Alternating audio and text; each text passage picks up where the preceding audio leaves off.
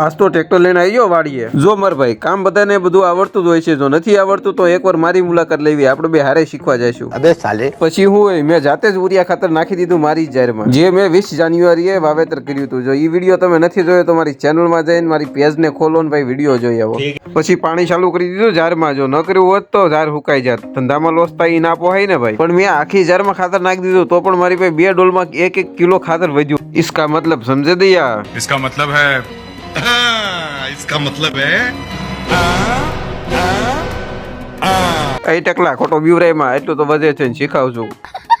બધાય નાની એવી ભૂલ થાય ત્યાં પાછળ બહુ પડી જાય, પણ એને ખબર નથી કે આ જીવ જ ભાડે મળ્યો છે, સંપત્તિ ભેગી કરીને ક્યાં જાવ। પછી તો હું મારા ભાઈ ગોતવા લાગ્યા બર્તન, કારણ કે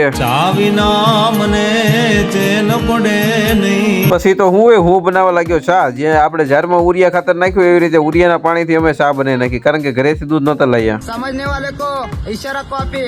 આ તો સમજી ગયા ને। પછી આવી ગયો વાડીએ હાથી જોવા માટે કે બરોબર હાલે છે ને, જોકે ખબર એક બેની નથી પડતી, પણ શેઠ જેવું લાગવું પડે ને, કારણ કે વાડીની જવાબદારી આજથી મારી ઉપર છે। જયારે મને વાડીનું કામ હોપ્યું ત્યારે આવું જ લાગતું હતું। પછી સાંજના સમયે લઈ આવો ભારો, આ બધી મહેનત ગાયો ભેંસો માટે થાય છે। આ રહ્યું મારું સિંહાસન, જ્યાં હું ઠાઠથી બેહી। હાલો તે મળીએ બીજા વિડીયોમાં। જય દ્વારકાધીશ, ફોલો કરવાનું ભૂલતા નહીં હો ભાઈ।